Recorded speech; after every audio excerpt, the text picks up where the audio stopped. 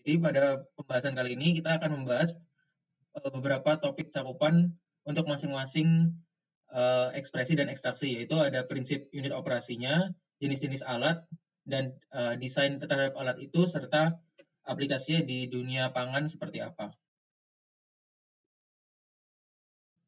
Ya, lalu ini ekspresi adalah sebuah operasi di dalam pabrik yang menggunakan tekanan untuk mengekstrak komponen dari tumbuh-tumbuhan atau buah-buahan. Zat yang ingin diekstrak umumnya berlokasi di dalam struktur sel dari tanaman sehingga butuh untuk menghancurkan dinding sel untuk mendapatkan senyawa atau zat yang diinginkan. Dalam proses ekspresi sari buah, harus digunakan tekanan rendah dan proses penekanan yang lebih sedikit untuk mencegah terikutnya senyawa fenol supaya rasa pahit dan kecoklatan bisa dicegah. Lalu produk pangan yang umumnya diekstrak cairannya adalah minyak dari dalam biji-bijian, kacang-kacangan, ataupun sari dari bulir buah. Jadi ekspresi ini ada dua jenis proses. Yang pertama batch proses. Batch proses berarti proses yang sesekali berhenti untuk mengganti feed atau supply bahan baku. Jadi tidak continue.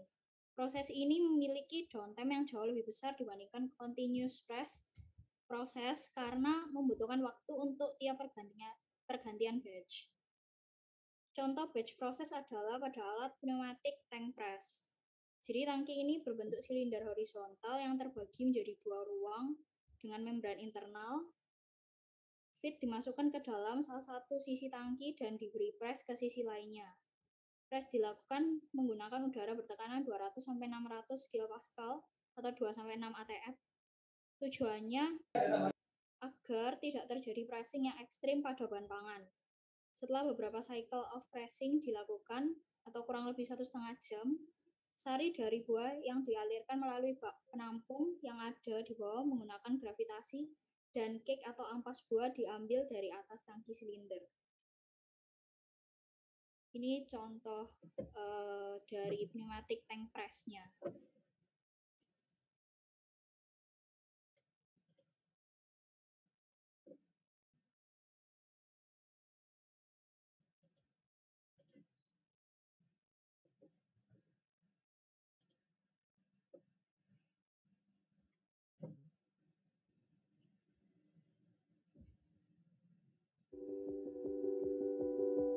Jadi ini yang produksi Delatovola.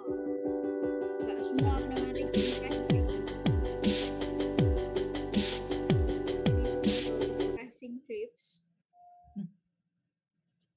Sorry, soundnya aku matiin aja ya supaya suaranya Pris kedengeran. Kalau nggak kedengeran suaranya Pris tadi. Ya, oke. Ya, ini yang produksi Delatovola. Jadi nggak semua kondisinya sama untuk setiap pneumatic tank press, tergantung siapa yang produksi. Jadi pakai central membran dari 360 luas area drainage-nya. Terus ini feeding-nya. Bisa sampai 70% jus dikeringkan sebelum pressing cycle-nya dimulai.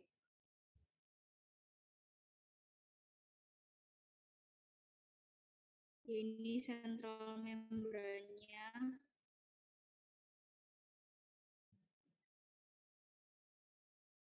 rendah.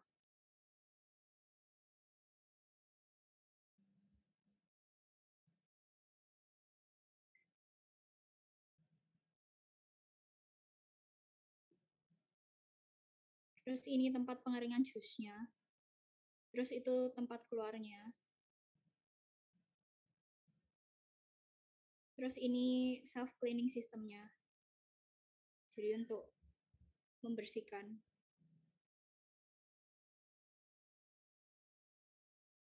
Ya ini drainage-nya.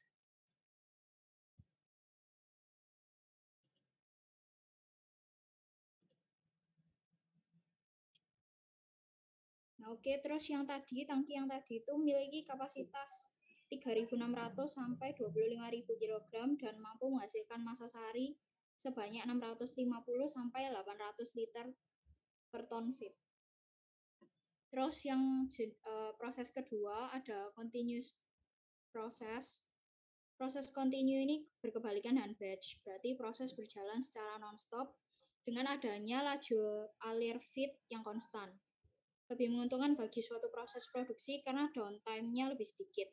Contohnya adalah screw expeller yang dapat digunakan untuk juice fruit dan seed oil extraction.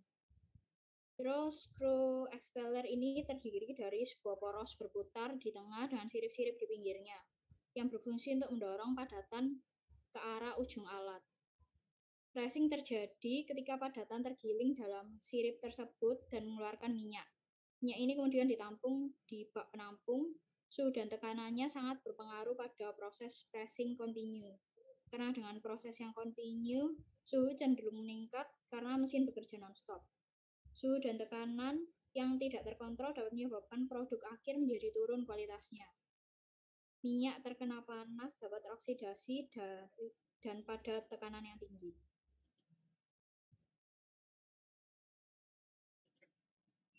Terus ini salah satu contoh alat pressnya.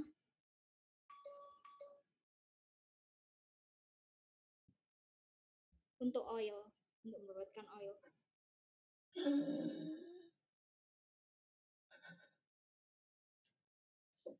Sabar guys, tiba-tiba ketutup PowerPoint-nya, maaf.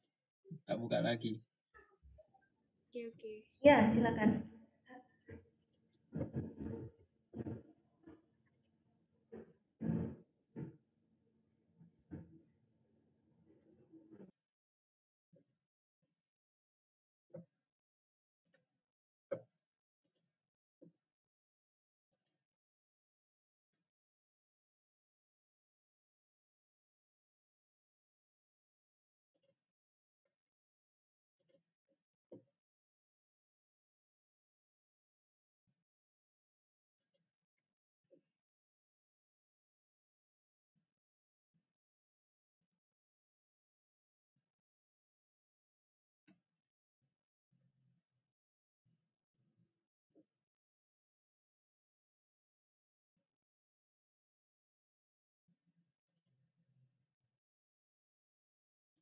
Given the heat that mashing seeds naturally generates.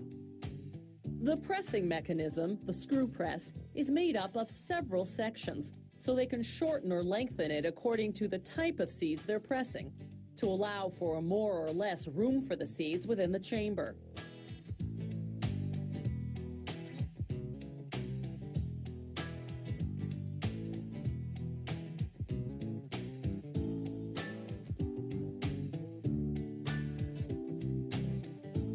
One 100 kilograms of seeds per hour go through the press.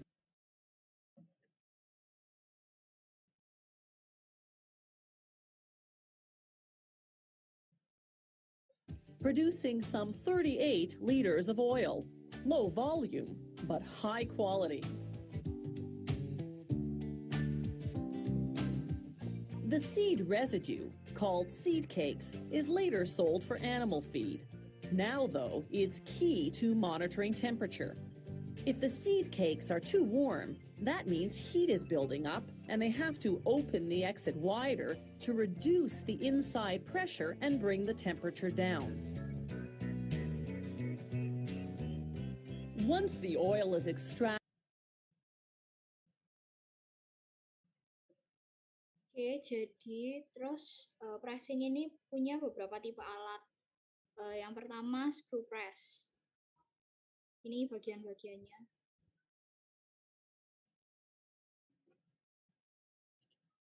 Terus ini cara kerjanya.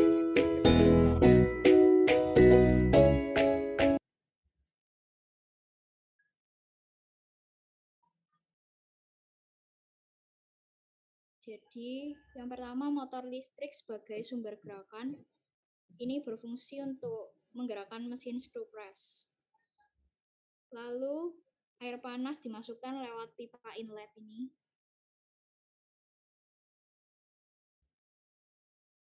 Terus di sini dimasukkan bahan yang akan diekstraksi.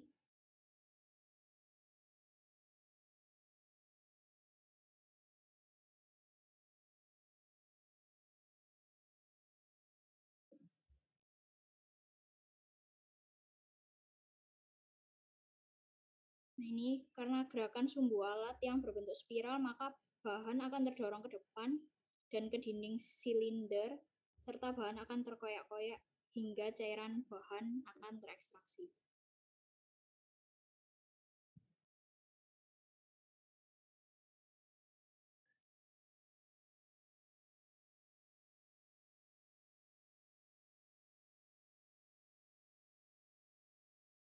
Nah, terus hasil ekstraksinya itu masih terbawa sebagian dari ampas bahan, jadi masih perlu dipisahkan dengan cara yang lain, misalnya pakai filtrasi. Ini. Yang selanjutnya itu tipenya hydraulic press. Terus ini bagian-bagiannya. Ini cara kerjanya.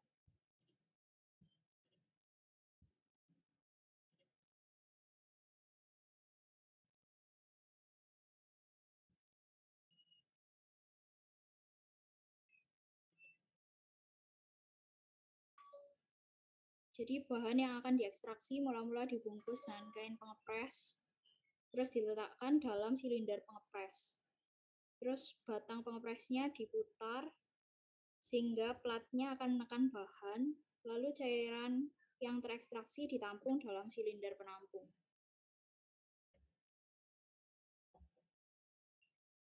Setelah proses ekstraksi berakhir, plat pengepres dinaikkan dan silinder pengepres diturunkan. Lalu ampasnya dikeluarkan dari kain pengepres dan diisi dengan bahan yang baru untuk diadakan pengepresan berikutnya. Jadi prosesnya bisa dilakukan diulang-ulang sampai bahan yang mau dipres itu habis.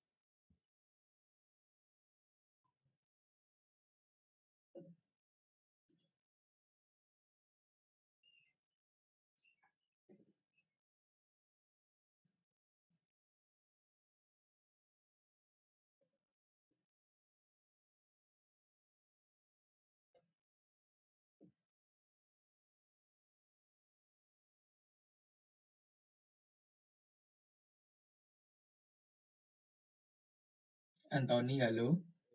Oke, sorry internetnya agak stabil di sini karena hujan. Oke, aku akan jelasin yang selanjutnya itu ada filter press. Ini bagian-bagiannya, ada elemen saringan, ada kain penyaring, ada plat pengepres, batang pengepres, lengan pemutar, saluran pemasuk bahan, dan lain-lain. Next. Ya, ini video demonstrasi dari cara penggunaan filter press. Nah, ini alatnya itu kayak gini nanti.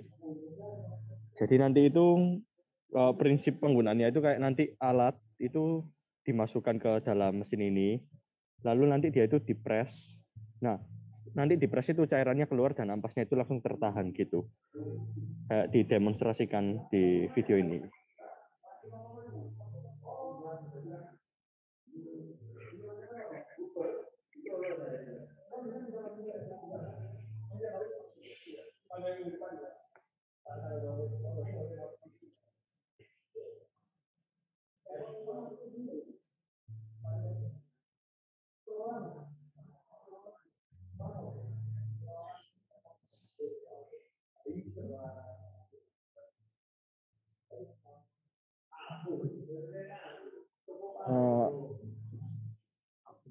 Lalu ini ada desain screw pressing.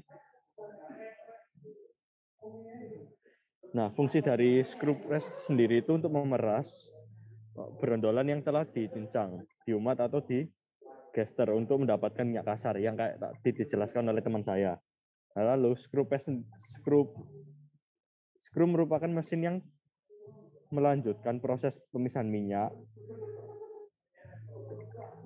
dari digester yang terdiri dari double screw yang membawa massa press keluar dan diaplikasikan tekanan lawan yang berasal dari hydraulic double cone, di mana bubur buah yang telah diaduk dipres sehingga minyak yang terkandung dalam bubur buah akan keluar akibat tekanan dari pengepresan.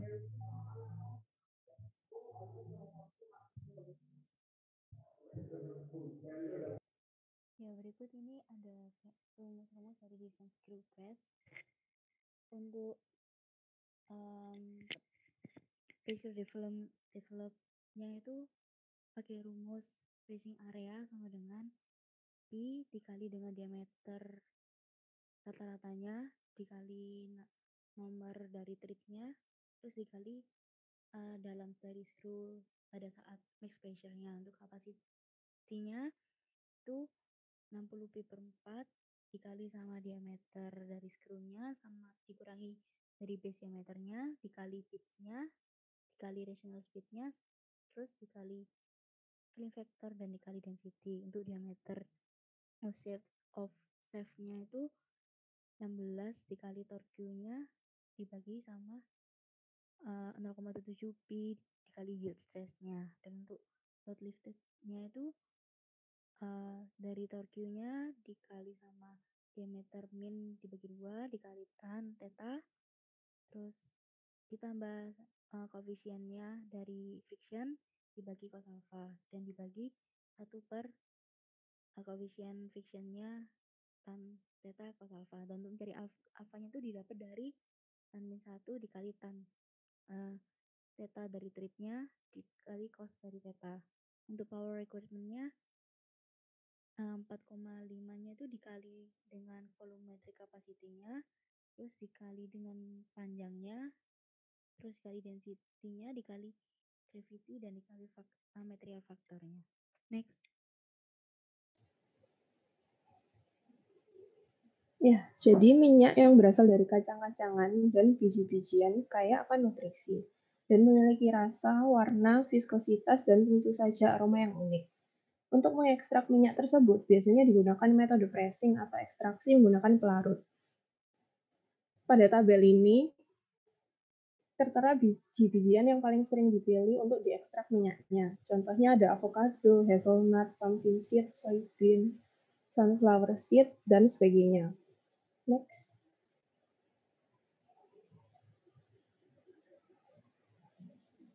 Aplikasi dari metode pressing yang paling sering digunakan dalam mengekstrak minyak nabati adalah cold pressing oil.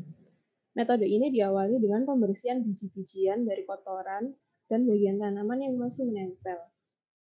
Hal ini dilakukan agar kualitas minyak yang dihasilkan lebih konstan serta mengurangi resiko kerusakan mesin press. Selanjutnya, oilseed dihangatkan hingga suhu 20 derajat Celcius dengan heat exchanger atau unit operasi lainnya. Oilseed kemudian di-press sehingga didapatkan raw oil dan press cake. Raw oil selanjutnya dipurifikasi hingga didapatkan clean oil. Press cake yang dihasilkan dari metode ini mengandung lebih banyak minyak sisa, oleh karena itu ia memiliki nilai yang lebih tinggi untuk keperluan makanan hewan daripada yang diperoleh dengan metode warm pressing atau ekstraksi industri normal dengan pelarut. Cake press dapat digunakan sebagai pakan sapi, ayam, domba, dan kuda, dan merupakan sumber nutrisi dan energi yang penting bagi hewan. Next. Berikut ini adalah video contoh pengolahan soybean sehingga didapatkan soybean meal dan soybean oil atau press cake.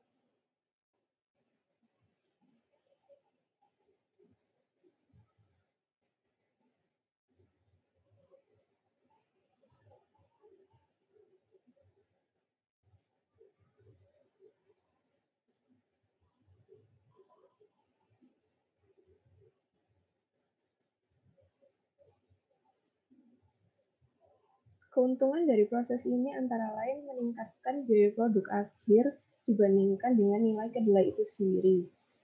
Kemudian menghasilkan vegetable oil dengan kualitas tinggi tanpa pelarut, menghasilkan press cake dengan kualitas tinggi yang aman untuk pakan ternak.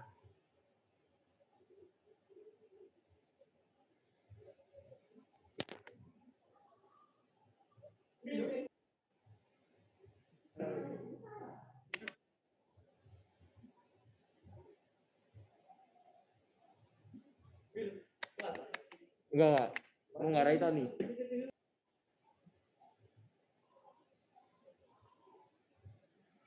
Next.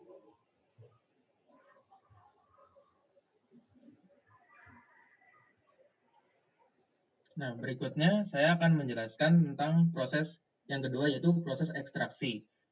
Jadi proses ekstraksi itu sebenarnya adalah suatu proses pemisahan atau separasi antara satu komponen dengan cara dikontakkan dengan zat tidak larut lainnya yang bernama solvent.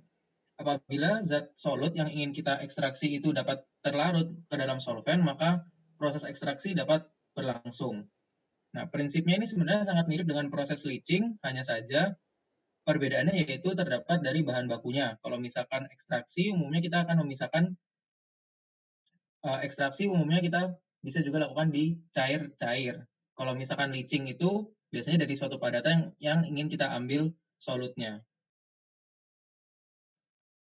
Nah, untuk ekstraksi sendiri kita bisa melakukan dengan cara single stage proses. Jadi prinsip ekstraksi single stage ini dilakukan dengan menggunakan kesetimbangan antara solvent dan solutnya. Di mana kesetimbangan data ini bisa kita peroleh dari hasil percobaan atau dari textbook Perry contohnya. Nah, kemudian prinsip single stage ini hanya menerapkan kesetimbangan dengan solvent itu satu kali saja, sehingga prosesnya hanya memiliki satu tie line. Data kesetimbangan umumnya bisa kita plot dalam berbagai jenis seperti di dalam diagram Turner.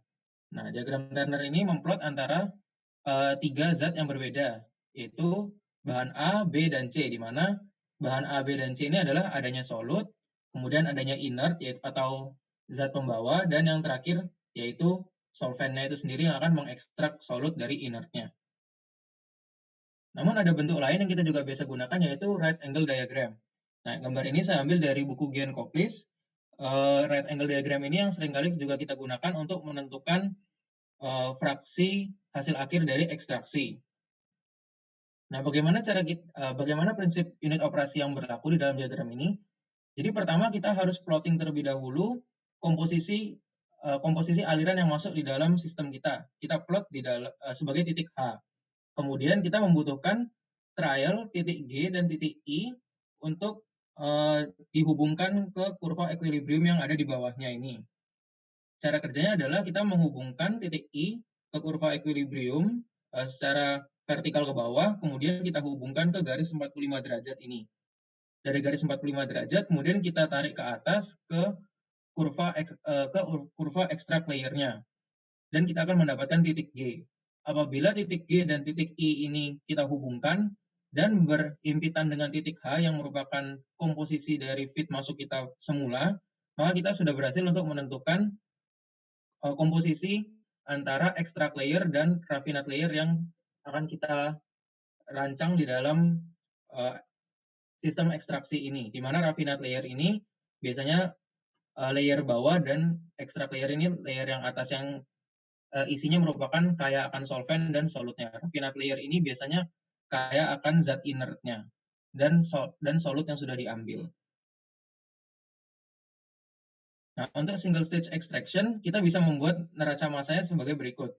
Jadi tentunya dalam teknik kimia kita selalu belajar neraca massa itu harus in sama dengan out. Makanya di sini kita bisa menggambarkan neraca massa totalnya V tambah L itu sama dengan M. Di mana kita juga bisa pecah menjadi untuk neraca massa masing-masing komponen dengan cara mengalihkan fraksi di masing-masing aliran. Kalau neraca komponen A ya dikalikan dengan YA. Jika komponen C ya tinggal dikalikan aja dengan YC.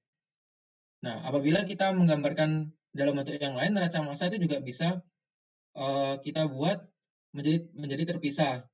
Maksudnya terpisah seperti apa jika alirannya tidak hanya satu, tapi menjadi dua, yaitu raffinate dan ekstrak seperti yang digambar right angle diagram tadi. Untuk menentukan komposisi yang keluar pada extract layer dan raffinate layer, kita menerapkan lever rule. Lever rule ini tujuannya yaitu untuk menentukan jumlah campuran yang ada. Nah, cara menggunakan lever rule ini adalah dengan melihat panjang garis tie line yang kita buat dengan cara trial tadi, yaitu panjang garis G ke I.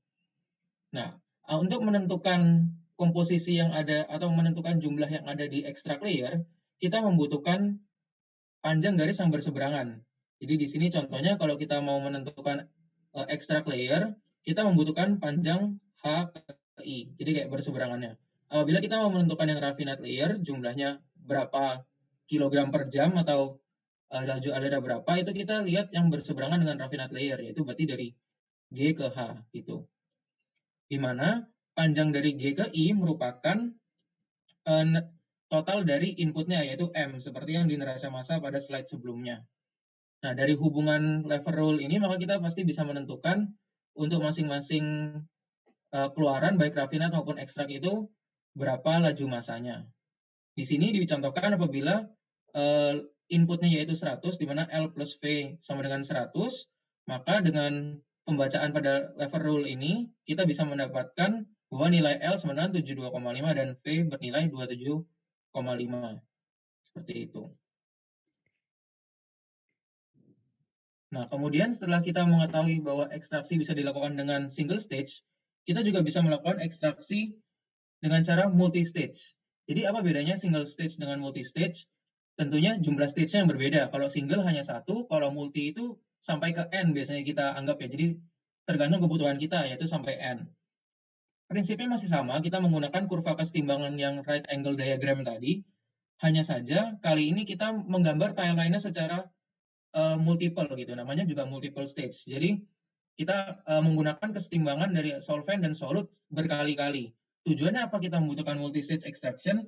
Tujuannya adalah supaya kita bisa mendapatkan pemisahan yang lebih tinggi lagi tingkat kemurniannya. Jadi dengan solvent yang lebih sedikit, kita bisa mendapatkan solut yang lebih besar dari zat yang ingin kita ekstrak.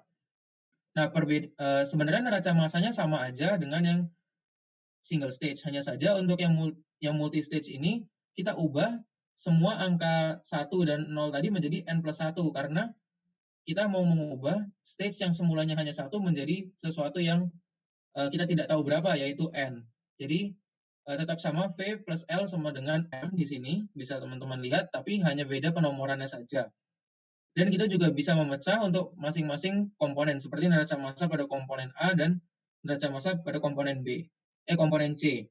Umumnya neraca massa pada komponen B itu tidak kita buat karena komponen B merupakan komponen inert yang tidak kita perhatikan. Yang kita perhatikan hanyalah komponen A yang merupakan solut yang ingin kita ambil, dan komponen C yaitu solvent yang kita gunakan untuk mengambil komponen A. Nah, ini adalah salah satu contoh gambar right angle diagram untuk multi-stage extraction. Pada pembuatan timeline di multi-stage extraction, kita perlu membuat suatu titik acuan baru, yaitu kita sebut sebagai titik delta. Di mana titik delta ini merupakan selisih antara laju alir L dan V. L ini yang bagian liquid dan V ini yang bagian vapor untuk di masing-masing stage. Seperti yang kita tahu bahwa massa itu selalu kekal, di mana tentunya untuk massa yang masuk itu pasti sama dengan massa yang keluar. Nah, dari sana kita juga dapat membuat acuan bahwa selisih antara L dan V atau delta di dalam masing-masing stage itu konstan. Nah, titik delta ini menggambarkan selisih tadi antara L dan V. Karena kita sudah tahu delta itu nilainya konstan, maka delta dapat dijadikan acuan untuk penggambaran timeline pada stage-stage berikutnya, hingga nilai komposisi L yang kita inginkan. Nah, selain itu, di dalam ekstraksi ini kita juga mendapatkan data yang namanya koefisien distribusi. Koefisien distribusi ini adalah menunjukkan perbandingan massa antara solut yang bisa diambil dengan jumlah solvent yang kita gunakan, atau kita sebut juga di sini dengan K. Dan nilai K ini tentu sangat dipengaruhi oleh suhu ya teman-teman, karena suhu semakin tinggi pasti semakin mudah untuk melarutkan suatu solut. Di sini saya ambil dari buku Chemical Process Equipment Selection and Design 3rd edition tahun 2012. Digambarkan beberapa jenis solut dan solventnya untuk berbagai ekstraksi. Jadi tentunya semakin besar nilai K, maka semakin bagus ya, karena kita membutuhkan solvent yang sedikit aja udah bisa mengambil solut yang banyak. Nah, ini contoh solvent dalam industri pangan. Di sini kita bisa lihat misalkan contohnya adalah air. Ini contohnya untuk melarutkan teh dan gula ya. Ini kita udah tahu ya, itu kan contoh umum di kehidupan sehari-hari. Selain itu kita juga bisa melihat seperti contohnya etil asetat itu bisa mengambil kafein dari kopi atau tea. Mungkin kalau teman-teman yang suka minum teh dan kopi yang decaf, nah itu salah satu prosesnya mungkin bisa menggunakan etil asetat dalam proses pengambilan kafein dari produk yang kalian minum. Seperti itu. Nah, dan juga banyak contoh-contoh lainnya yang tertera pada tabel ini. Nah, ini seperti yang tadi sudah saya jelaskan mengenai konstanta distribusi. Konstanta distribusi ini juga bisa kalian lihat lebih lengkap lagi, sudah dirangkum di dalam Paris Handbook. Nah, yang terakhir adalah mengenai ekstraksi tentang ekstraksi superkritis. Umumnya digunakan CO2 atau karbon dioksida. Nah, yang dimaksud dengan superkritis ini seperti apa sih? Yang dimaksud dengan superkritis adalah apabila kita melebihi tekanan kritis dan suhu kritis dari suatu zat. Di mana untuk CO2 yaitu di atas 7,386 megapascal untuk tekanannya dan suhunya di atas 31,06 derajat Celcius. Di mana pada kondisi yang superkritis ini CO2 yang berwujud cair namun memiliki viskositas seperti gas sehingga dia memiliki kemampuan yang berdifusi sangat besar. Apa keuntungannya kalau misalkan dia sangat mudah untuk berdifusi? Keuntungannya pada titik yang superkritis ini tegangan permukaannya sangat rendah, sehingga sangat mudah untuk masuk ke dalam bahan pangan yang kita ekstraksi.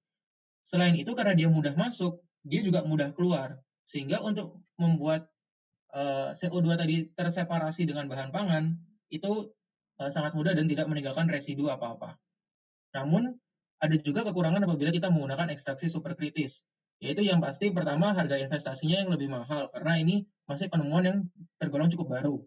Kemudian kita juga membutuhkan sumber daya manusia dan teknisi yang memadai karena nggak bisa sembarang orang menggunakan teknologi superkritis ini. Selain itu juga ada batasan tekanan dan suhu operasi untuk bahan pangan yang ingin diekstrak. Karena seperti yang kita juga ketahui, bahan pangan itu sangat sensitif terhadap suhu. Jadi kalau misalkan kita tidak memperhatikan suhu operasinya ataupun tekanannya, nanti bisa mengakibatkan kerusakan ataupun hasil ekstraksi yang kurang baik.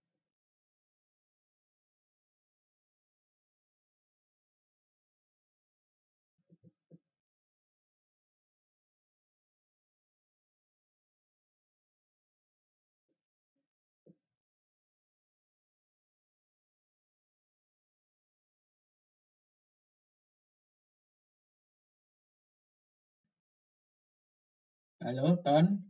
Masih nyambung kah Antoni atau dia putus? Oh ya, sorry. Barusan nyambung lagi. Oh ya, oke. Oh ya, ini saya akan jelaskan salah satu alat yang digunakan untuk ekstraksi. Yang pertama itu ada float extractor. Nah, ini prinsip alatnya itu kalau secara singkat itu kayak menggunakan itu, Bu, yang perasan jeruk yang press itu, Bu. Nah, jadi misalnya kita mau buat jus buah gitu. Itu tinggal nanti dimasukkan di sini, nanti mesinnya itu ngepres. Nah, terus nanti ekstraknya itu keluar dan sarinya itu tinggal dibuang. Gitu, Bu. Next. Nah, ini yang kedua, ini ada salah satu alat yang digunakan untuk ekstraksi cair, namanya itu paket kolom.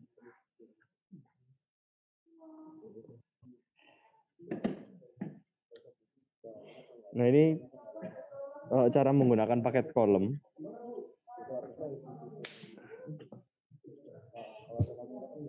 Nah, nanti itu cairan itu masuk dari atas, cairan yang punya densitas yang cukup berat. Nah, lalu nanti itu gas dimasukkan lewat bawah. Nah, karena perbedaan densitas ini nanti akan terjadi perpindahan massa, di mana nanti gasnya itu akan membawa zat yang ada di cairan berat itu, Bu.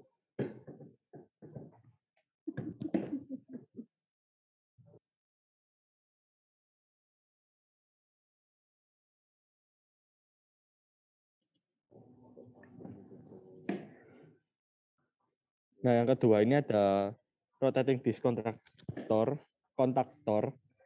Nah, ini tuh prinsipnya juga sama kayak yang tadi itu. Jadi nanti itu dia mengkontakkan bedanya dari yang tadi itu, kalau yang ini tuh ngontakin dua zat yang fasanya sama, cair-cair. Jadi nanti zat yang densitasnya berat itu sama kayak tadi, dimasukkan dari atas, dan densitas yang ringan itu dimasukkan di bawah. Nah, nanti di dalamnya tower ini ada yang namanya ini, Bu, blades, buat mengaduk cairan tersebut supaya dia itu lebih cepat perpindahan massanya. Next.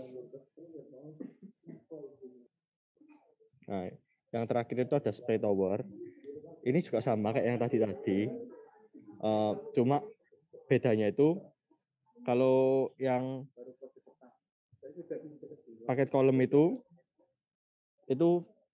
cairan beratnya itu masuk ya kayak cairan gitu aja. Cuma kalau yang di sini tuh dia itu cairannya dimasukkan ke nozzle lalu dijadikan ke bentuk yang lebih kecilnya. Nah, lalu cairannya ini nanti yang berat ini yang sudah jadi tetes-tetesan itu nanti mengenai di cairan yang densitasnya lebih ringan dengan bentuk yang kecil itu. Jadi nanti luas permukaannya itu lebih besar daripada yang paket kolom.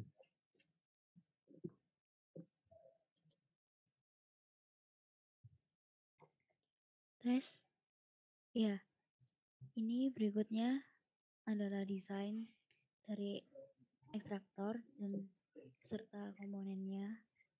Next. Ya, ini juga dari desain juga ada spray and tower extraction tower.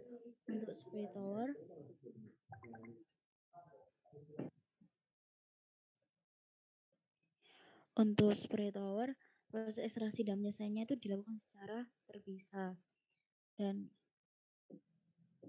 spray tower itu juga terdiri dari chamber-chamber besar yang dimana itu fase gasnya itu mengalir dan masuk serta kontak dengan liquid yang ada di dalam spray nozzle-nya. Untuk heavy liquidnya itu masuk melalui bagian atas spray towernya, dan untuk light liquid atau cairan ringannya itu masuk melalui nozzle distribution yang pada bagian bawahnya itu bisa menyebar ke atas. Untuk nozzle sendiri itu didesain untuk aliran liquid yang punya bilangan pressure drop-nya itu besar maupun kecil. Jadi untuk aliran liquidnya itu punya flow rate yang kecil, maka cross areanya itu kontak areanya itu besar. Dan untuk spray tower itu juga digunakan untuk transfer massa larutan gas yang tinggi. Jadi di mana dikontrol laju perpindahan massa secara normal pada fase gas. Dan berikutnya ada pack tower. Nah, pack tower itu digunakan di mana hanya membutuhkan beberapa tahap dan sistem tegangan yang digunakan rendah, kurang lebih dari 10 din per cm. Dan untuk packingnya itu digunakan pada pack tower itu untuk membesar luas permukaan kontak antara gas dan liquid. Nah, untuk pack tower itu lebih efisien dibanding sama spray tower. Nah, keuntungan dari pack towernya itu pressure drop aliran gasnya itu rendah, itu bisa lebih ekonomis, terus biaya kolomnya itu lebih murah, terus cairan hold up-nya itu lebih kecil. Next. Selanjutnya ada desain pack towers for extensions yang digunakan untuk mass transfer coefficient. Ya, ini rumusnya. Ada set H0 L dikali N on L. Untuk HOL-nya itu dicari dengan L dibagi KSAS. Nah, jika kedua operasinya itu equilibrium lurus dan lancar, jadi integralnya itu bisa diintegrasikan sebagai berikut. Dengan NOL sama dengan X1 kurang X2 dibagi X bintang min XM. X bintang min XM-nya itu bisa dicari dengan X1 bintang kurang X1 dan berikutnya. Dan untuk V-nya sendiri itu untuk NOV-nya bisa dicari dengan Y1 min Y2 dibagi min Y bintang M. Nah, nilai overall-nya itu number dari transfer unit NOL juga bisa didefinisikan sebagai berikut.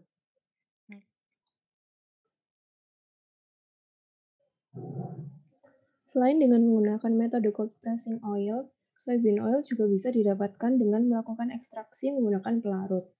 Salah satu jurnal memaparkan penelitian tentang pengaruh suhu ekstraksi, waktu ekstraksi, dan konsentrasi pelarut terhadap ekstraksi soybean oil. Prosedur penelitian atau proses ekstraksi soybean oil dilakukan dengan cara pertama-tama melakukan preparasi bahan baku dengan menimbang sampel bubuk kedelai dan menyiapkan pelarut etanol sesuai dengan variasi yang diinginkan. Kemudian pelarut etanol diuapkan menggunakan heating mantle. Selanjutnya uap pelarut etanol tersebut dikondensasi menggunakan kondensor dengan media air pendingin. Kemudian dilakukan ekstraksi soybean oil dari biji kacang kedelai dengan memisahkan etanol dari soybean oil. Dari penelitian tersebut didapatkan hasil bahwa semakin tinggi konsentrasi pelarut yang digunakan dan semakin tinggi suhunya, maka persentase rendemen yang dihasilkan akan semakin besar. Waktu optimum untuk melakukan ekstraksi ini adalah kurang lebih 150 menit. Jika melebihi waktu tersebut, maka kuantitas minyaknya akan berkurang. Next. Pada tabel ini dapat dilihat perbandingan kelebihan dan kekurangan dari beberapa metode yang digunakan dalam memproduksi minyak nabati. Secara teknis, hasil minyak yang paling banyak didapatkan dengan metode ekstraksi menggunakan pelarut. Akan tetapi kualitasnya tidak sebaik jika menggunakan metode pressing. Sebaliknya, metode pressing memberikan hasil atau yield yang lebih sedikit tetapi kualitasnya baik. Next.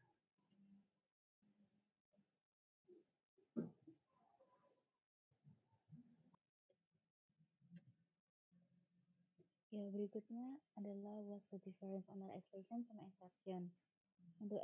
Untuk expression itu, expression merupakan metode fisika, yieldnya itu rendah namun kualitasnya itu tinggi. Terus hanya memisahkan padat dan cair dan nggak memerlukan solvent.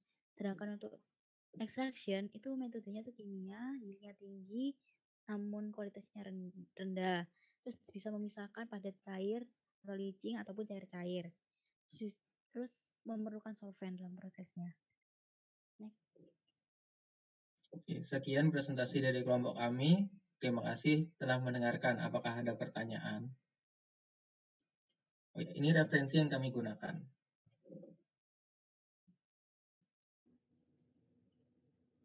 Ya, kita beri contoh ya untuk kelompok B ya. Terima kasih kelompok B. Referensinya banyak ya, kali. Oh ya, nanti Iya, Bu. Termasuk YouTube, Bu. ya ditempelkan di itu ya, di slide-nya itu dari mana dulu. Kelompok S kemarin ya, ngambil apa itu dari mana gitu referensinya. Itu di bawahnya ya. Oh, jadi langsung ditulis di masing-masingnya gitu ya, Bu? Ya, Oh ya, oke, Bu. Nanti direvisi lagi. ya. Ya, terima kasih tadi paparannya cukup mendalam ya.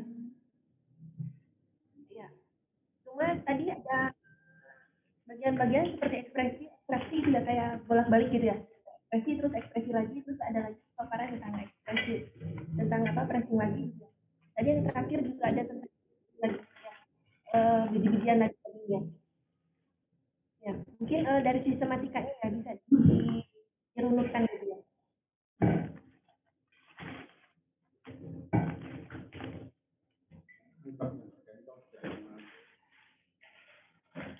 Ya, kira-kira menurut kalian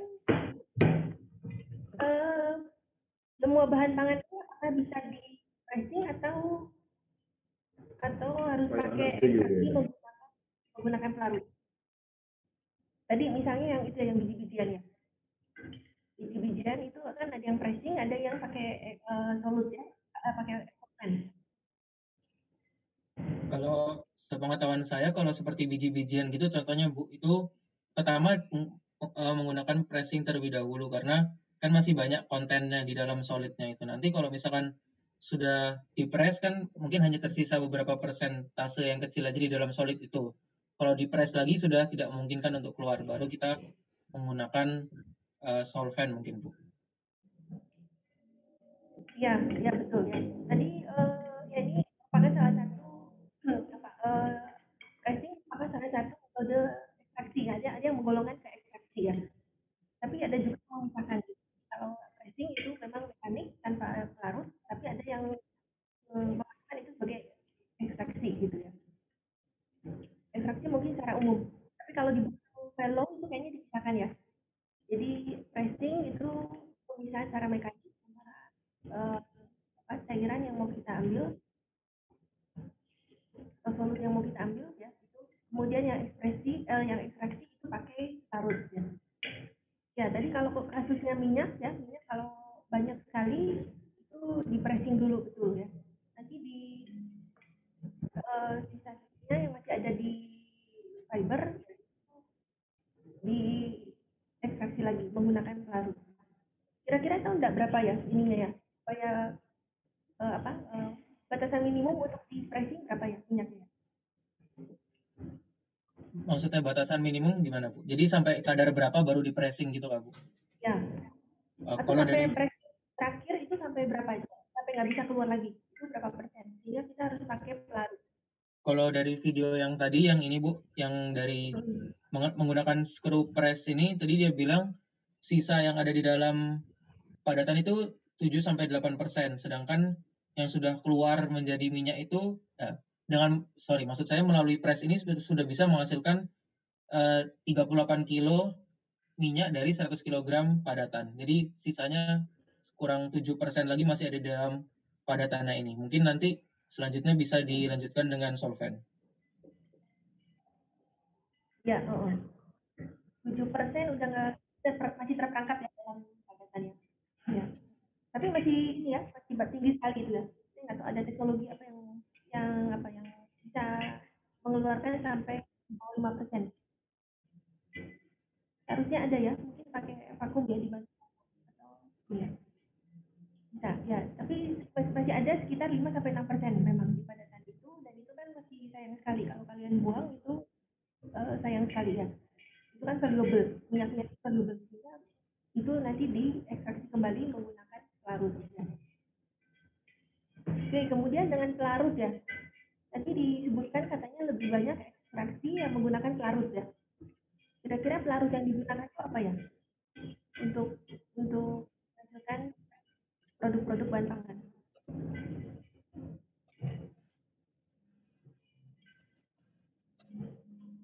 Untuk ekstrak bahan pangan ini Bu, tadi ada tabelnya, sebentar saya carikan. Berbagai jenis Ibu, ini ada cyclohexane untuk extraction of seed, bean, and nut oils. Iya.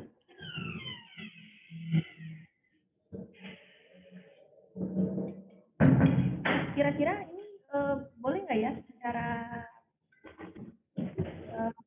peraturan mutu pangan? Kan ada beberapa kayak metanol, nah itu berbahaya.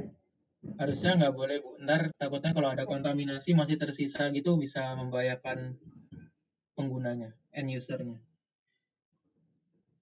Ya ini seharusnya nggak boleh nih, metanol ini bahaya sekali ya, nggak boleh. Makanya memang tadi berkembang gitu ya, teknologi yang tanpa solvent, ini super critical CO2 ya. Iya Bu. Nah, atau pakai air. Cuma air itu kan memang universal ya, tidak spesifik. Jadi semua itu bisa terekstrak dari pakai air. Ya. Cuma mungkin yieldnya kurang besar kali Bu. Ya, yieldnya kalau secara total ya besar. Karena semua terekstrakannya. Semua terekstrakannya dia pelarut universal. Cuma nanti kalau misalnya kita mau ambil kayak senyawa antioksidan gitu ya, nah itu perlu spesifik gitu. Memang itu metanol biasanya itu paling bagus. Kira-kira apa ya pertimbangan pemilihan solvent ya? Itu Bu, salah satu pertimbangan pemilihan solvent itu salah satunya tadi contohnya di konstanta distribusinya juga Bu. Mana yang tadi saya ada ini. Tentu kita nggak mau memilih solvent yang menghasilkan yieldnya yang sedikit. Karena kan rugi jadinya perlu solvent yang banyak tapi hanya bisa mengekstrak solut yang sedikit. Itu yang pertama. Terus yang kedua juga kita melihat dari sisi aspek safety-nya, apakah itu food grade atau enggak solventnya Bu. Kalau memang misalkan food grade seperti air tadi kan nggak masalah kalau misalkan ada kontaminasi terhadap minyak yang kita ekstrak, itu kan nggak apa-apa kalau air. Tapi kalau misalkan seperti kayak metanol tadi kan bisa menyebabkan penyakit atau bahkan lain-lainnya yang tidak baik untuk kesehatan. Gitu sih Bu. Sama harganya juga. Kalau harganya mahal nanti nggak masuk dalam proses produksinya. Iya. Ini yang di tabel ini dari mana ya? Grand Copley? Bukan Bu, ini dari yang ini, Cooper 2012. Cooper. Ini apa ya? Teknik kimia ya, umumnya? Enggak, ini di buku yang ada di PDF, di-share sama Ibu. Food processing sih. Oh, food processing. Iya. Oh, soalnya kelihatannya ini kayak petrochemical ya, bukan ya? Iya, beberapa ada yang kayak petrochemical kayak contohnya metanol, kita kan nggak mungkin untuk menggunakan metanol gitu. Ya kayak soluen gitu ya, itu kan. Iya. Mungkin ini gabungan juga kali. Berbahaya ya. Iya.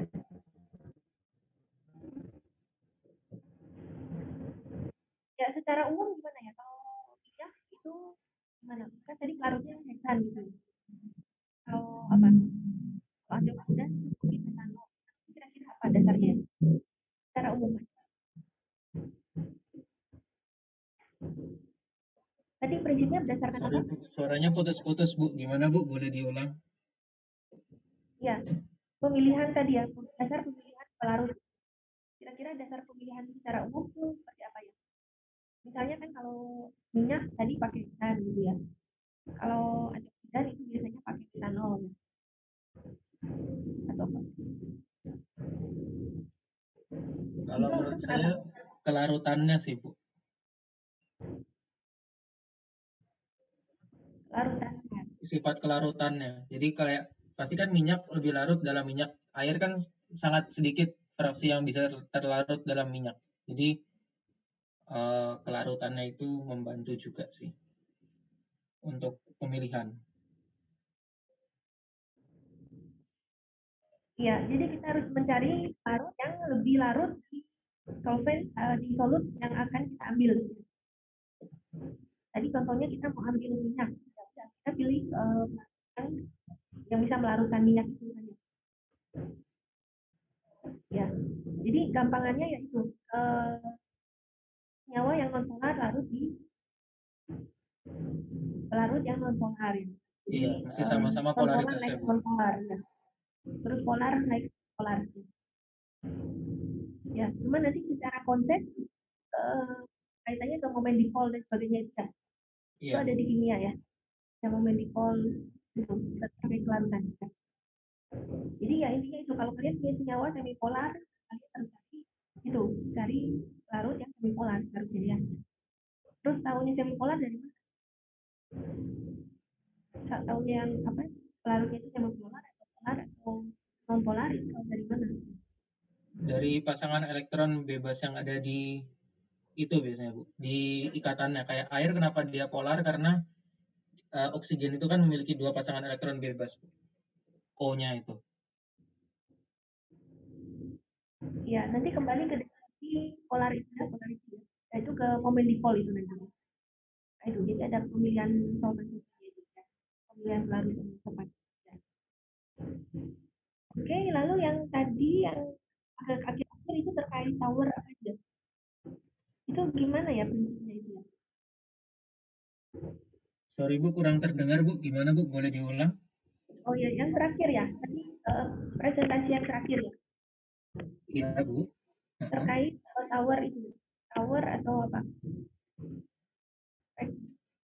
Ini Bu. Pack tower ya. Ya, ini gimana ya? Pack tower, pack tower. Ini Kak Bu. Ya, ini prinsipnya gimana? Kok bisa mengekstrak gimana ya?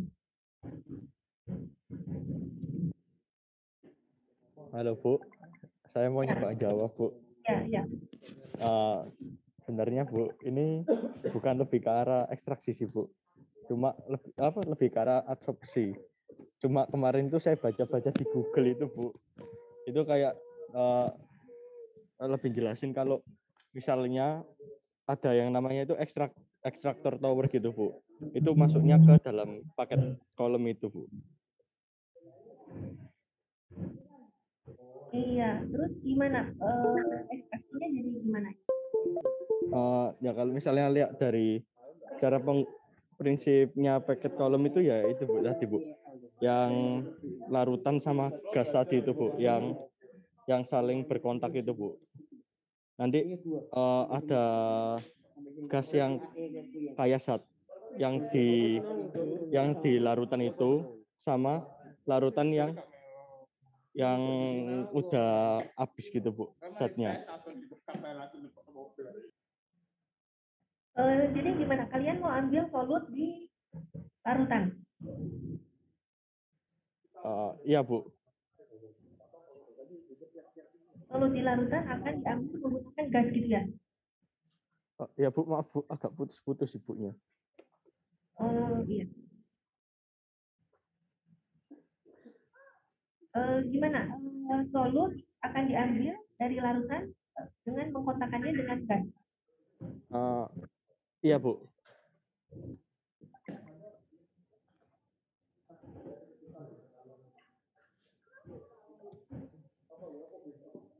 contohnya apa ya?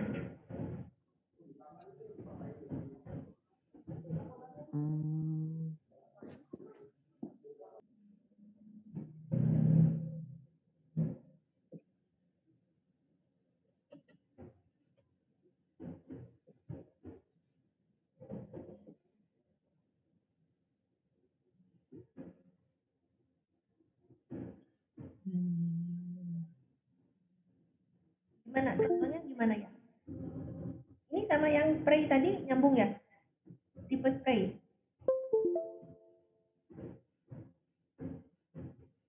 Spray, Bu, maksudnya, Bu. Ya, itu nyambung ya tadi ya? Coba maksudnya gimana ya? Ini kok bisa mengekstrak itu gimana ya?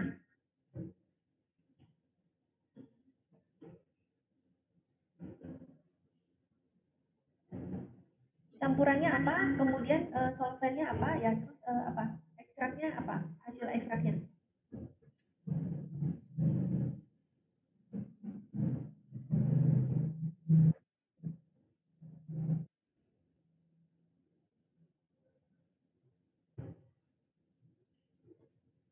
Bu, permisi Bu. Kalau Iya.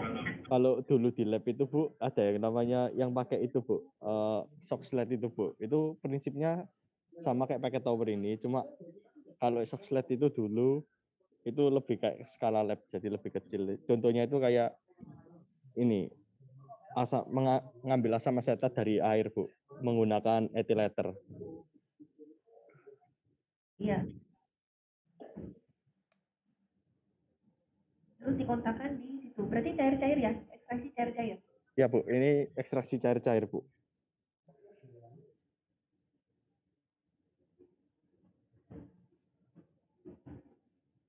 Larutan ekstraknya yang mana ya? Yang heavy liquid itu atau apa? Iya Bu. Ya, ini solvennya mana ya? Pelarutnya yang mana?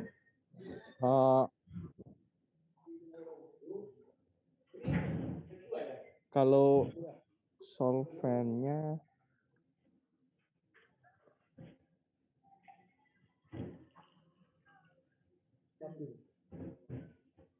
itu Bu, solvennya itu Bu, ethylator Bu.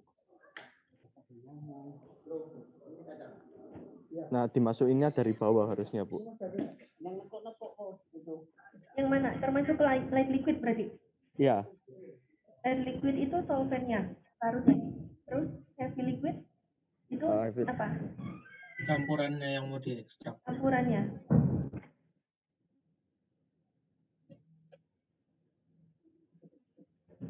Kok istilahnya itu ya, heavy liquid sama light liquid? Kayaknya itu bergantung sama densitasnya, Bu.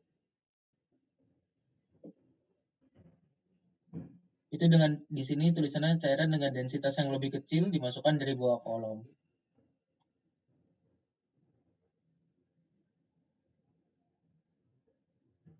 Iya, terus gimana? Kok yang light liquidnya bisa keluar ke atas itu gimana ya? Karena itu Bu, yang lebih ringan kan cenderung untuk mengapung ke atas gitu Bu.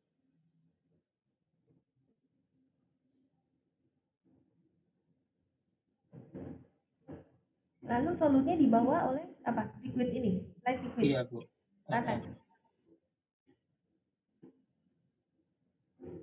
Sehingga ada terjadi perpindahan massa gitu. Karena adanya kelarutan di dalam solvennya.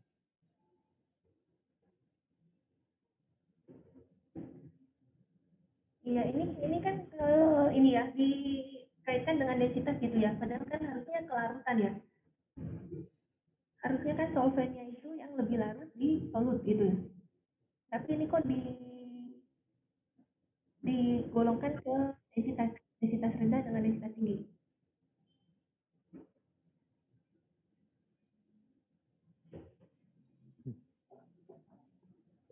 Itu kalau saya baca kemarin itu Bu di jurnal itu kayak buka densitas yang lebih berat itu maksudnya kayak gini Bu, kayak cairannya itu kayak kan zat yang mau diekstrak gitu Bu maksudnya Bu.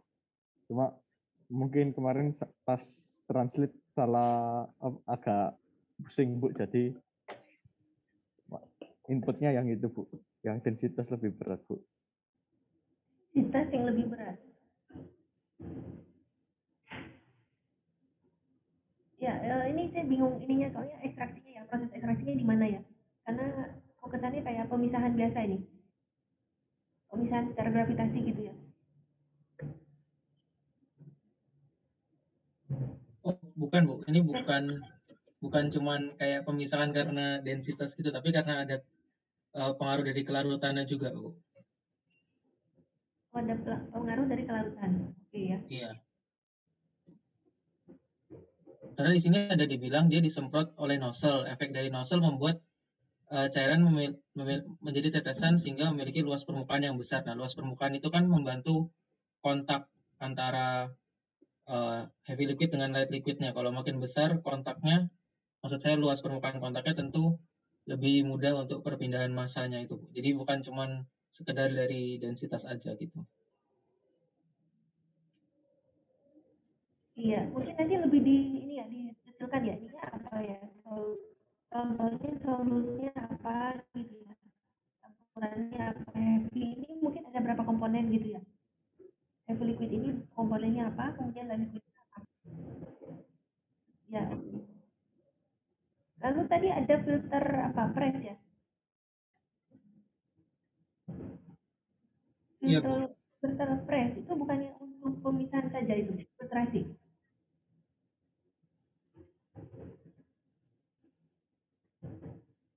Gimana, Bu? Boleh diulang, Bu? Ya.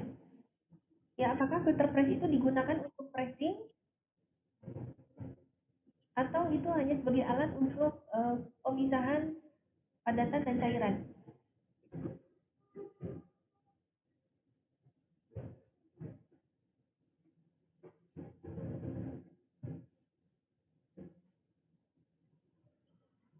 Karena ini mirip yang minggu lalu ya, yang kelompok A. Kelompok A jadi untuk pemisahan itu sebenarnya. Untuk memisahkan selari ya.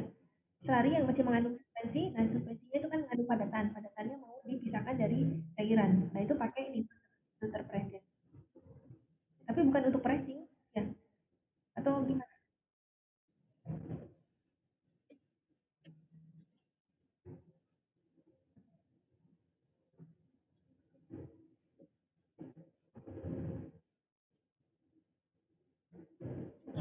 Mungkin contohnya ya, Bu. Sebentar, saya cari contohnya. Iya. Soalnya di textbooknya ada ngomong ini bagian dari ekspresi, Bu, tapi nggak menyertakan contohnya.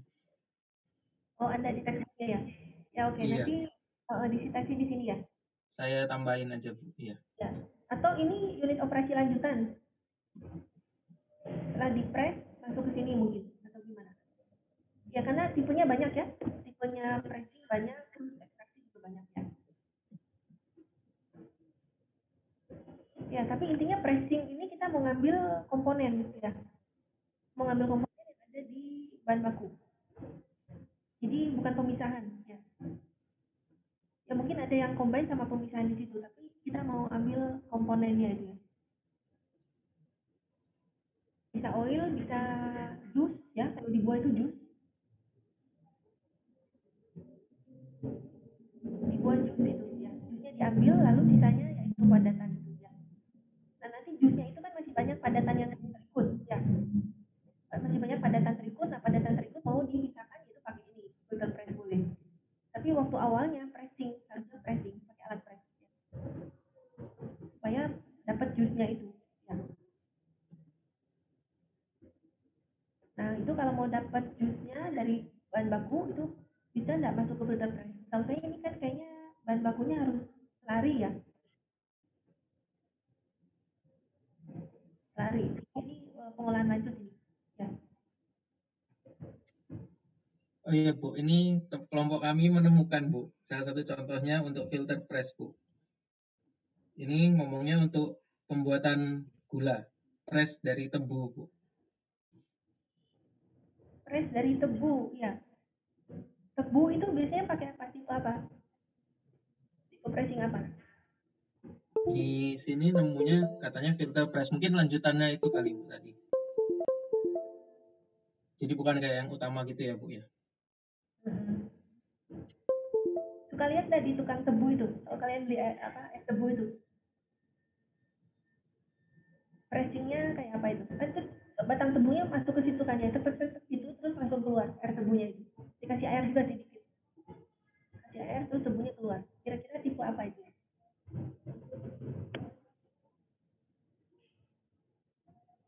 Ada yang berputar kan ya? Kalau kayak kemarin yang bikin coklat itu namanya roller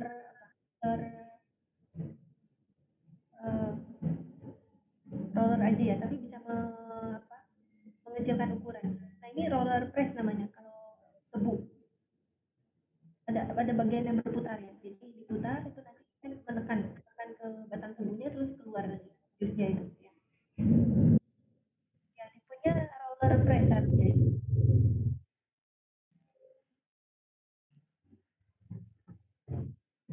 Oke ya, itu sedikit komentar dari saya. Silakan kelompok lain bertanya.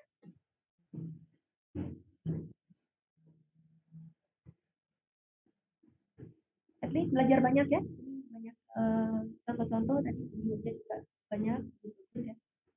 Ya ini sangat membantu kita ya untuk memenuhi proses-proses yang cukup banyak dan juga desain alatnya juga banyak.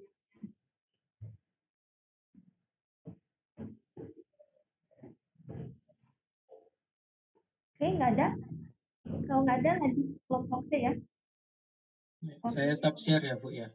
Ya, makasih. Makasih, Bu. Ya, makasih.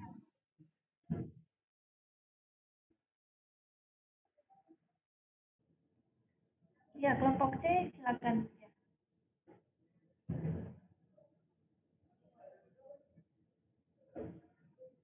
Sebentar ya, Bu. Itu. Ya.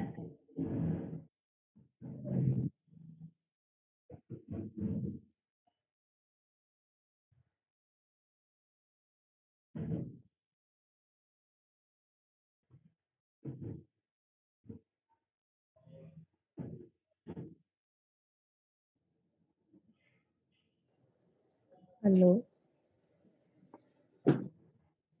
Ya, sudah tampak ya. Ya, oke. Selamat sore, Bu Lani dan teman-teman.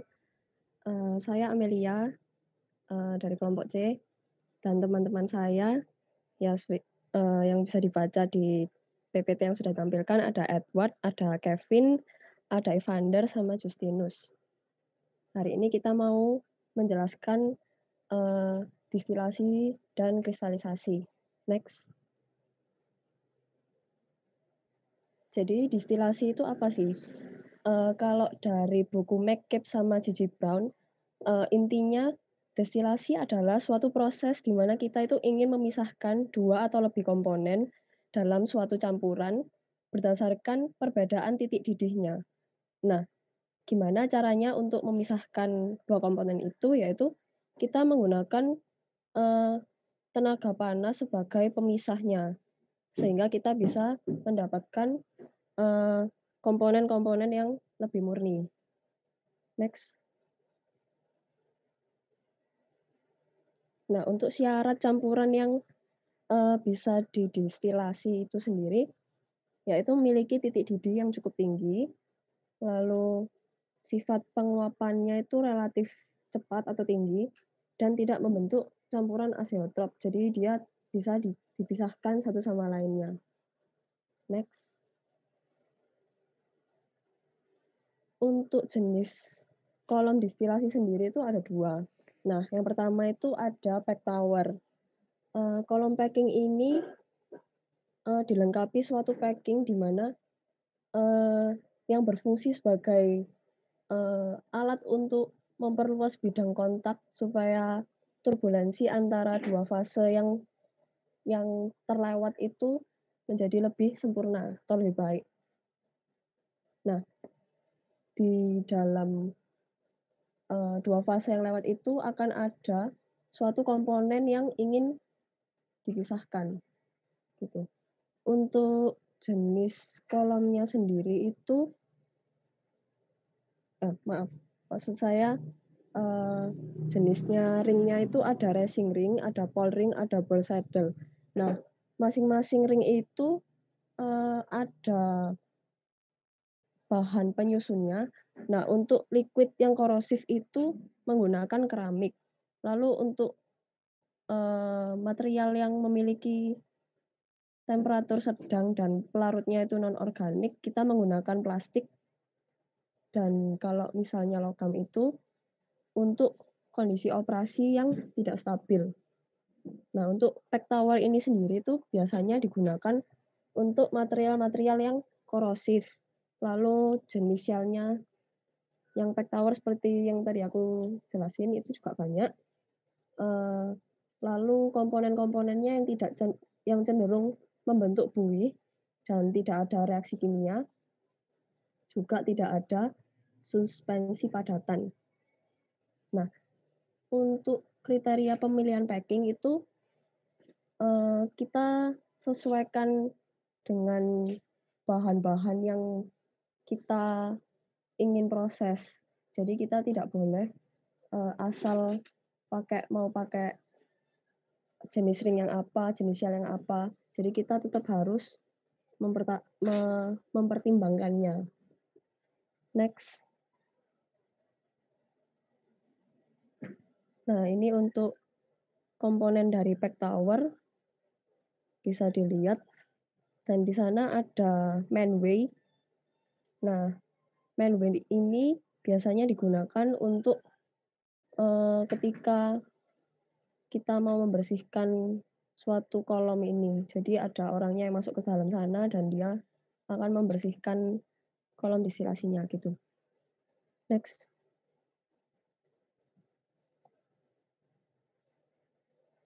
Lalu untuk jenis yang kedua itu ada tray atau plate column.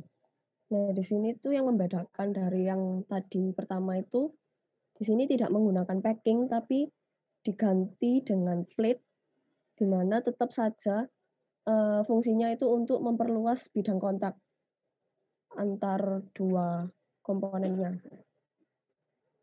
Untuk tray column ini biasanya digunakan untuk komponen-komponen yang tidak korosif, lalu tidak mudah membentuk buih, ada padatan suspensinya, ada reaksi kimianya, dan biasanya juga dioperasikan pada tekanan yang vakum.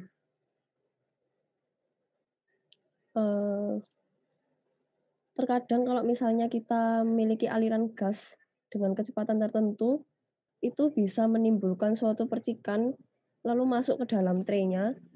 Nah, ini tuh hal-hal yang bisa menyebabkan flooding, di mana efisiensi pemisahannya itu akan menurun. Terus selain itu, waktu kita ingin mendesain suatu kolom, kita itu perlu untuk mempertimbangkan physical properties dari komponen-komponen yang akan kita proses. Dan kita harus tahu di kondisi operasi berapa suatu komponen itu akan masuk dan pada suhu berapa, pada tekanan berapa. Jadi kita tidak asal untuk mendesain suatu kolom distilasi. Selain itu kita juga harus mempertimbangkan jumlah plate dan lokasi feed yang masuk. Jadi kalau misalnya di UO3 kemarin kita diajarkan untuk mengetahui kita itu mau memasukkan di plate yang keberapa dan kita di hasil akhirnya mau mendapatkan apa. Nah, setelah itu kita juga harus menentukan jenis column yang mau kita gunakan. Seperti yang tadi saya jelaskan, ada pack column dan tray column. Nah, tray column ini sendiri ada beberapa macam, yaitu ada bubble cap tray, sieve tray, dan valve tray. Yang masing-masingnya nanti kita harus menghitung diameter kolom, jenis aliran, desain tray-nya, ya itu. Next. Nah, di sini ada beberapa komponen dari tray tower, di mana yang pertama ada down corner. Nah, down corner ini apa? Yaitu adalah lubang tempat masuknya aliran aliran dari atas biasanya tuh berupa liquid ke bawah, dari plate atas ke plate bawah. Lalu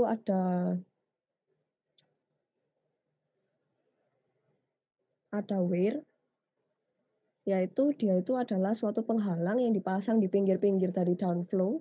Downflow itu lubang tempat keluaran liquid dari plate atasnya ke plate bawah. Nah, itu weir itu untuk membuat agar volume liquid yang tertampung di tray itu banyak sehingga lebih efektif untuk terjadi kontak antara liquid dan gasnya. Lalu ada cap. Cap ini adalah suatu penghalang antara liquid dan uap yang dipasang pada setiap tray. Jadi kalau misalnya di tray ini ada cap, bentuknya tuh seperti topi, yang pinggirnya itu ada semacam slot untuk dia tuh bisa mengatur besar kecilnya gas yang keluar dari bawah ke atas. Lalu selain itu juga ada slot, yaitu tempat bukaan pada cap. Ada berbagai macam bentuk. Untuk bentuknya slot ini ada trapesium, persegi, dan segitiga. Nah, slot ini berfungsi untuk mengatur bukaan gas yang keluar dari atas sehingga liquid dan gas itu bisa berkontak secara normal.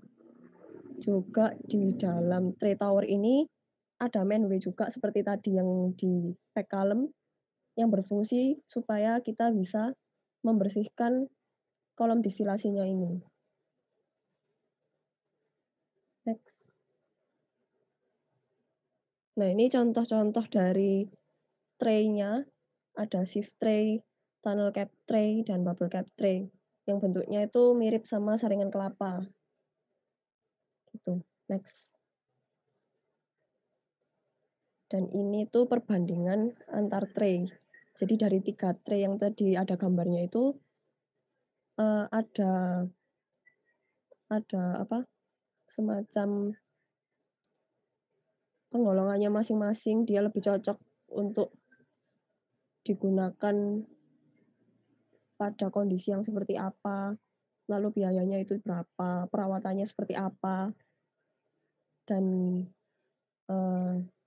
efek korosinya seperti apa, gitu. Next.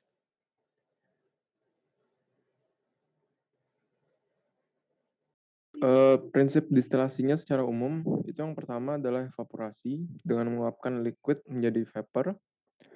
Yang tahapan kedua pemisahan uap cairan dengan memperhatikan titik didih sehingga salah satu zat yang akan diuapkan memiliki titik didih yang lebih rendah. Zat yang memiliki titik didih lebih rendah akan menguap lalu terkondensasi sehingga zat yang terkondensasi menjadi fase liquid. Next. Penerapan dalam industri yaitu dengan pembuatan Scotch whisky.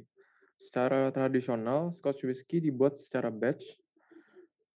Scotch whisky itu berasal dari gandum yang sudah mulai berkecambah sehingga gandum melepaskan enzim untuk menghidrolisa pati menjadi gula yang lebih sederhana dengan merendamnya dalam air, lalu diberhentikan perkecambahannya dengan udara panas atau kilning.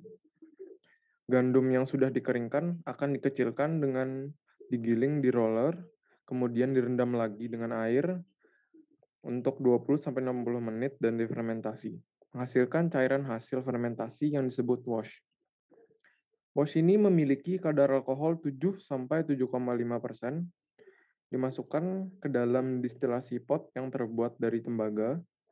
Untuk wash pertama kali didistilasi untuk memproduksi alkohol 18-20%. Pada distilasi kedua, didapat 3 fraksi yang dikumpulkan. Keluaran pertama atau head, keluaran tengah yang akan dijadikan whisky, dan keluaran terakhir atau tail. Head dan tail dikumpulkan dan dicampur dengan keluaran dari distilasi pot pertama untuk distilasi berikutnya. Fraksi tengah diisi ke tong dari kayu oak dan diamkan untuk menjadi whisky. Next.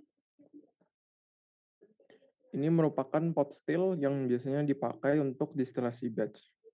cairan yang di dalam pot akan dipanaskan sehingga senyawa yang lebih volatil termasuk alkohol akan menguap naik ke atas ke arah lengan line itu pada bagian E, lalu ke kondensor hingga senyawa yang lebih volatil tadi mengembun sehingga didapat distilat. Siklus distilasi bisa berlangsung dari 5 sampai 8 jam. Next. Distilasi kontinu ini merupakan salah satu alatnya yaitu coffee still. Aliran umpan akan dipanaskan dengan melewatkan kumparan yang berisi umpan melalui ruang di atas pelat di rectifier, yaitu kolom bagian kanan. Panas di dalam uap di rectifier ditransfer ke umpan dan pada saat yang sama uap mengembun membentuk reflux. Umpan yang sudah dipanaskan sebelumnya dimasukkan ke dalam kolom cuci atau analyzer, yaitu kolom kiri, dan dibiarkan mengalir ke bawah. Lalu uap panas yang dimasukkan ke dasar analyzer, sehingga cairan yang dimasukkan dari rectifier akan terpisah. Komponen yang diinginkan akan berubah menjadi vapor, dan yang tidak diinginkan akan mengalir ke bawah. Komponen yang akan diinginkan akan kembali ke rectifier untuk diembunkan, lalu akan diambil dalam bentuk cairan yang dinamakan spirit. Next. Perbedaan hasil dari batch dan continue. Distilasi continue menghasilkan rasa yang lebih ringan dan lebih ekonomis daripada distilasi pot. Distilasi pot atau batch digunakan dalam produksi minuman yang beraroma dan rasa yang kuat seperti Scotch whisky, cognac, dan rum tertentu. Penggunaan batch atau pot still dilakukan untuk melindungi karakter tradisional Scotch whisky itu sendiri dan membatasi konsentrasi alkohol dari hasil penyulingan. Next. Ya, jadi apa sih kristalisasi? Jadi kristalisasi adalah pemisahan pada cair di mana terjadi transfer massa dari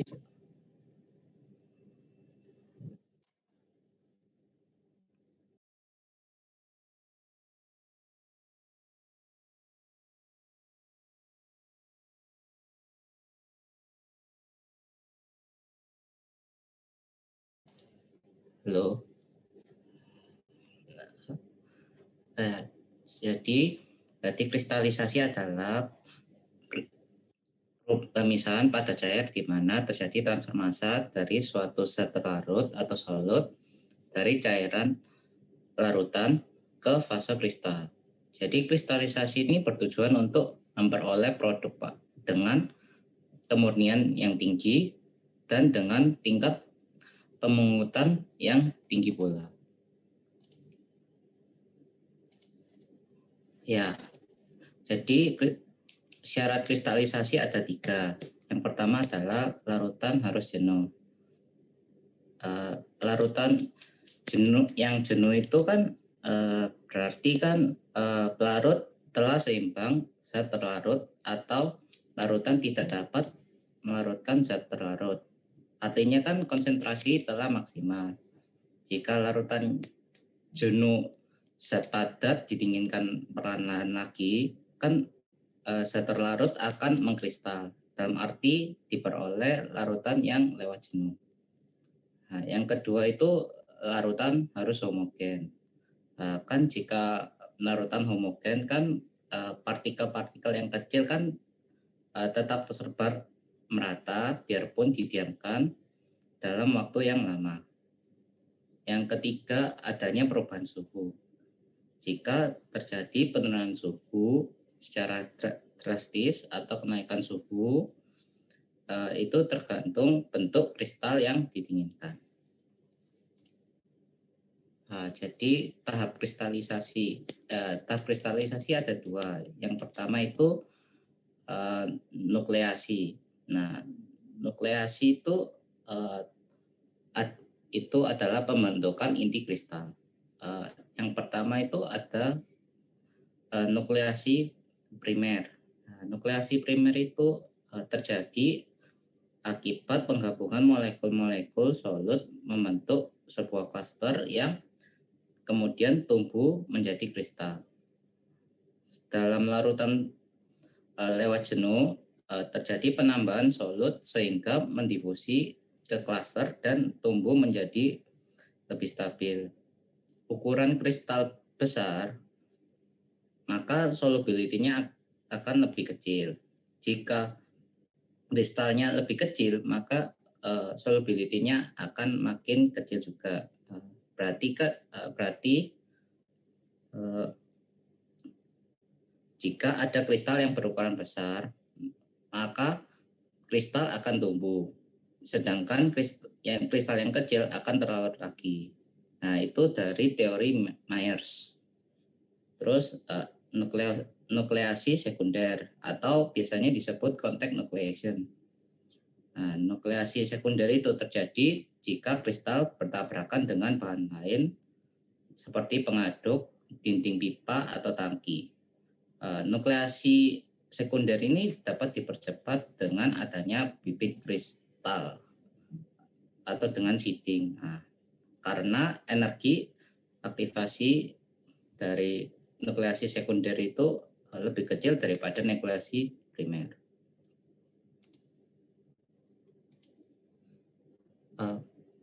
Yang kedua, tahap dari kristalisasi adalah pertumbuhan kristal. Jadi pertumbuhan kristal itu intinya itu bertumbuh menjadi besar dengan penambahan molekul solut dari larutan lewat jenuh.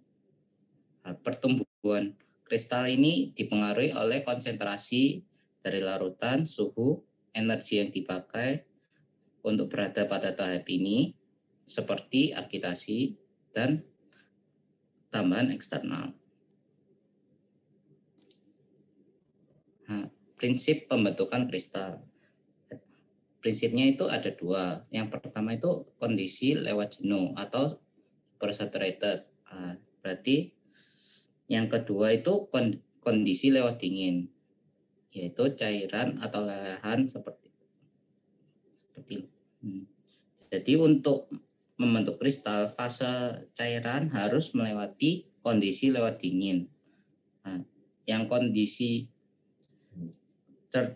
tersebut dapat tercapai melalui pendinginan di bawah titik leleh suatu komponen, atau melalui penambahan sehingga dicapai kondisi lewat jenuh. Pada kondisi tidak seimbang ini, molekul pada cairan yang mengatur diri dan membentuk struktur matriks kristal.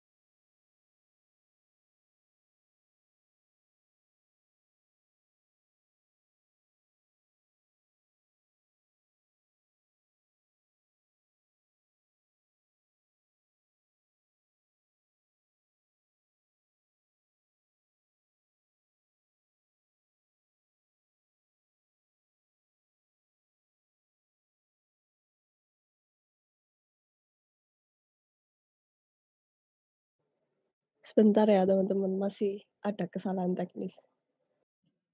Oke, Kak.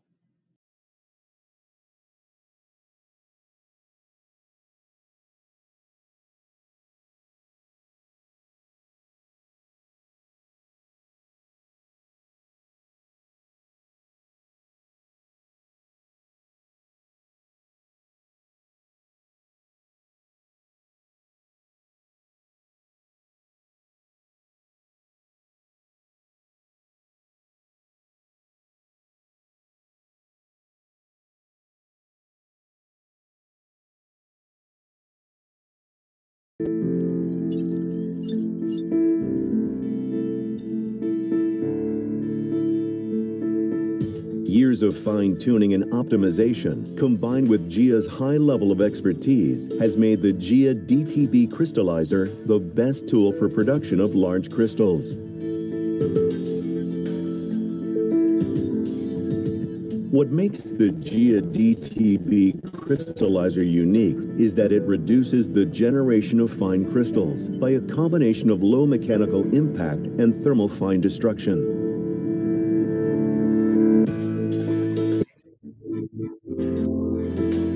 GIA's bottom flange circulation pump controls the circulation rate in the crystallizer, which in turn controls the degree of supersaturation.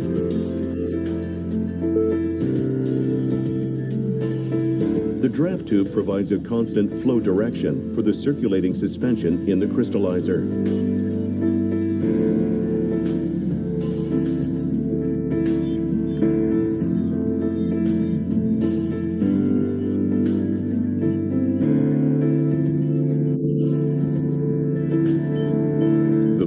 Is designed to separate fine from large crystals. The fine crystals are recirculated as overflow to be redissolved, while the large crystals are collected within the crystallizer for further growth. The overflow solution from the baffle will be transported to the GIA DTB heat exchanger by the external circulation pump. Here, it will be superheated, thus redissolving the fine crystals, helping the large crystals get larger. Quality and energy efficiency is the building block of the GIA DTB crystallizer, and we are proud to offer a unique, state-of-the-art crystallizer capable of meeting the highest expectations.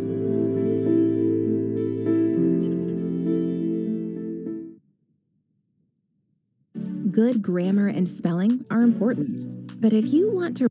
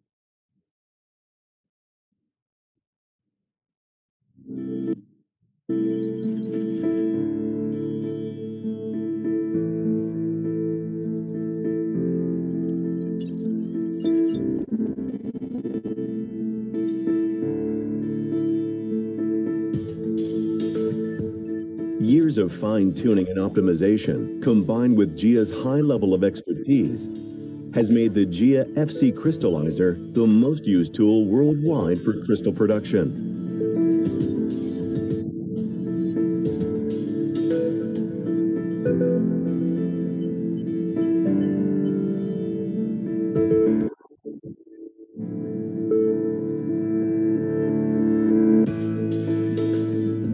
As the produced suspension is withdrawn, feed solution is continuously added, keeping the liquid level in the crystallizer constant. The rotation speed of the GIA circulation pump is designed to control the particle size and particle size distribution of the produced crystal mass.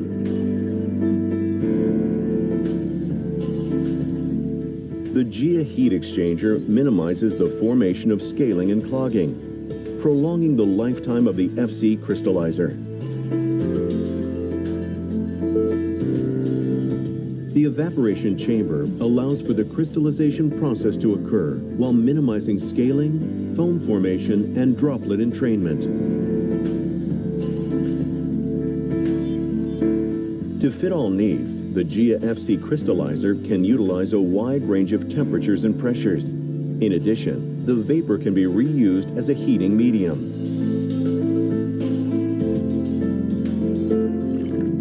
The crystals continue to grow in the circulation loop until reaching the heat exchanger again.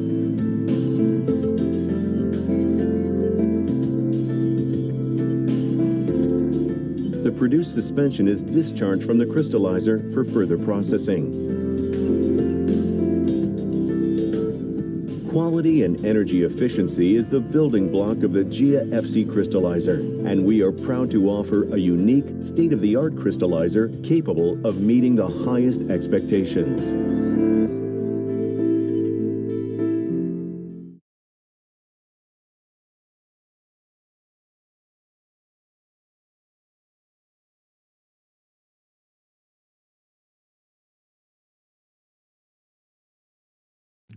Oke, selamat sore Bulani, teman-teman. Kita masuk ke cooling crystallizer. Seperti yang kita tahu, ada beberapa senyawa yang akan mengkristal pada suhu rendah, di mana senyawa-senyawa ini akan mencapai titik jenuhnya ketika suhunya rendah, dan kemudian akan membentuk kristal, seperti contohnya pembentukan salju. Terus untuk alat pertama di sini yang diperkenalkan yaitu scrap surface crystallizer. Alat ini berbentuk seperti pipa, di mana fluida prosesnya nanti akan mengalir di dalam pipa, sedangkan di luar pipanya nanti akan dialirkan fluida dingin. Kristal nanti akan cenderung terbentuk pada dinding-dinding di dalam pipa, yang mana akan digerus oleh suatu pisau yang terus berputar dengan kecepatan yang sedang sekitar 15-30 rpm. Kemudian kristalnya akan dibawa pergi keluar bersamaan dengan aliran fluida. Kristal yang dihasilkan biasanya berukuran 30-100 mesh, dan biasanya alat ini dipakai untuk membuat garam Glauber. Garam Glauber dengan rumus kimia Na2SO4. Untuk mempersingkat waktu, mungkin kalau teman-teman penasaran dengan videonya, nanti saya akan share linknya ya. Oke, next, kita lanjut aja. Oke, yang kedua ini vacuum cooling crystallizer. Jadi sebenarnya crystallizer ini banyak jenisnya. Kebanyakan dari crystallizer itu termasuk jenis yang vakum, yang mana mereka bekerja pada tekanan-tekanan yang vakum. Contohnya tadi yang dijelaskan sama Kevin, yaitu draft tub sama circulating crystallizer, itu termasuk yang vakum. Hanya saja yang di sini dia akan bekerja pada suhu yang dingin, tidak pada suhu yang panas. Oke, next.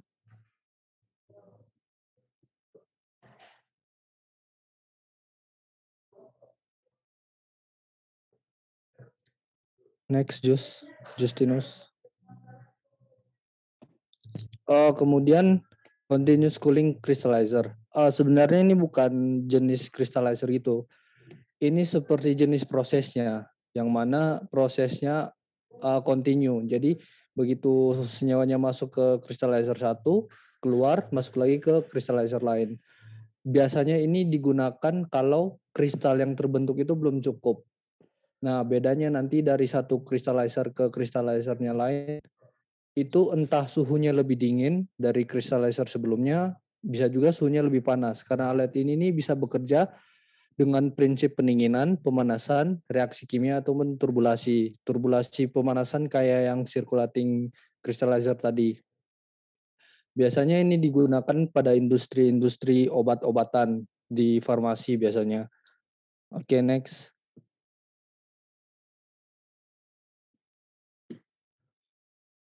Ini salah satu contoh penerapan crystallizer yang mana gula kita sering pakai pada kehidupan sehari-hari. Tahapan pertama itu cairan nira itu akan di bleaching dengan gas SO2. Hal ini akan mempengaruhi viskositas dari nira kental yang kemudian membuat nira kental ini akan semakin mudah untuk mencapai titik lewat jenuhnya. Kemudian dari situ akan terbentuk kristal-kristal.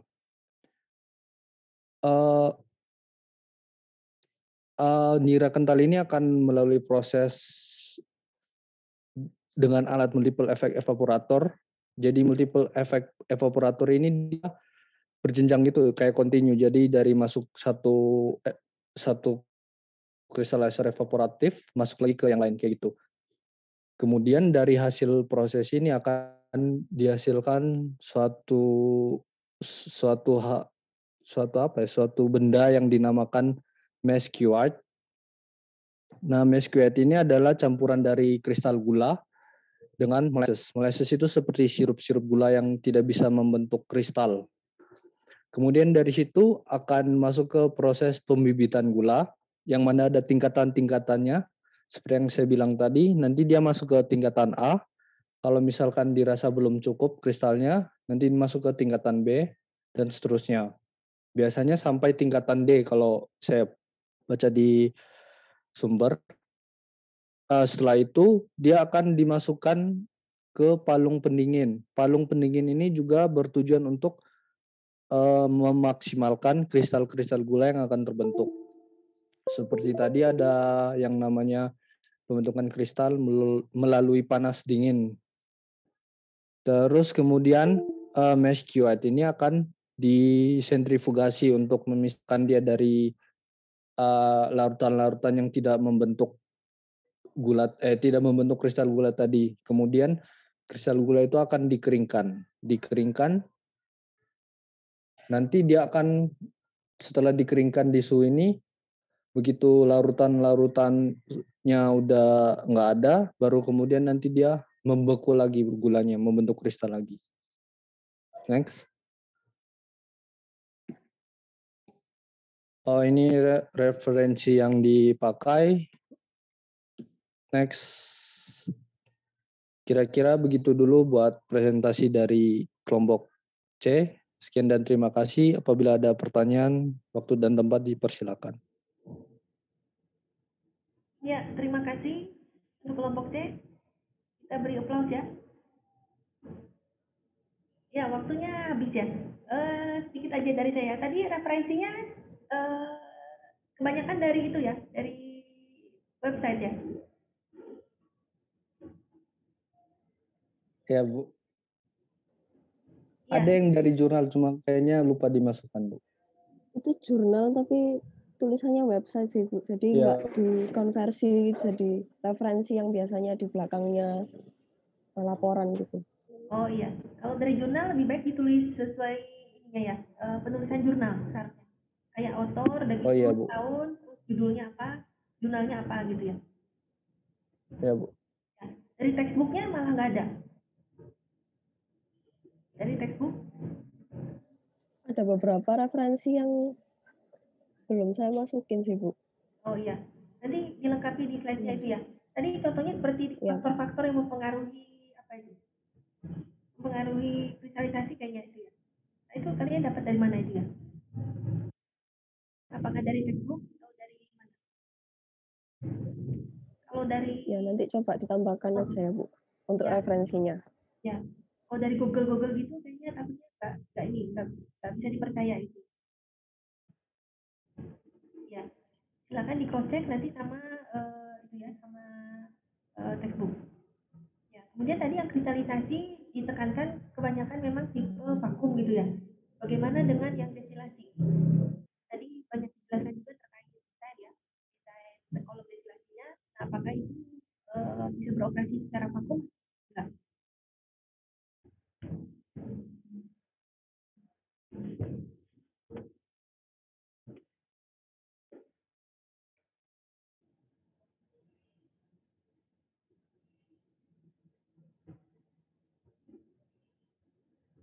Untuk di industri pangan, destilasinya juga banyak sekali yang vakum ya, yang digunakan. Kira-kira tadi desainnya itu apakah desain destilasi kolom biasa atau juga untuk destilasi vakum ya?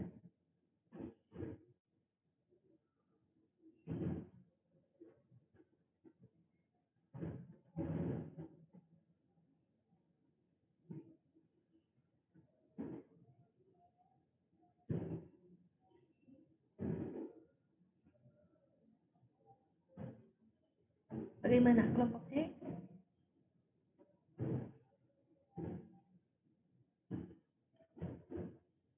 Sebentar ya, Bu. Oh ya.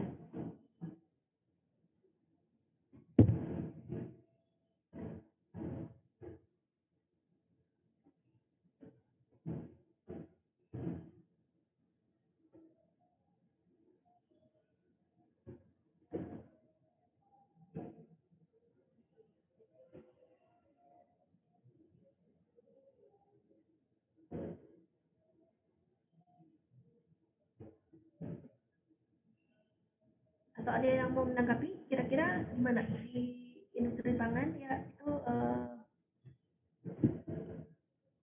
destilasi vakum kenapa gitu ya lebih banyak dipakai destilasi vakum?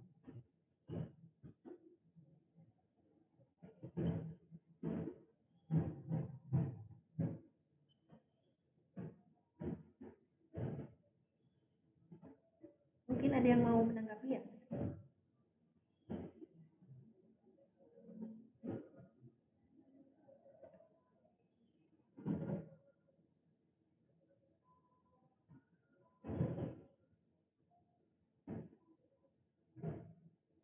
Bu, kalau misalnya yang untuk penerapan industrinya kelompok kita itu tadi kan Ya. pembuatan whisky ya, Bu. Nah, itu kalau kita baca-baca itu nggak bisa kalau pakai destilasi vakum, pakainya itu destilasi yang sah.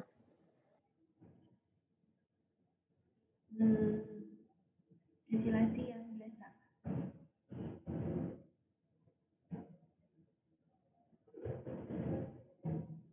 Kalau mungkin yang pakai destilasi vakum itu destilasi minyak atsiri, Bu. Minyak, iya betul. Minyak itu banyak vakum. Ya. Sampai minyak goreng pun kebanyakan vakum ini. Kalau kalian coba ke industri minyak goreng ya, pengolahannya dari deodorization dan sebagainya itu juga vakum. Kira-kira kenapa ya?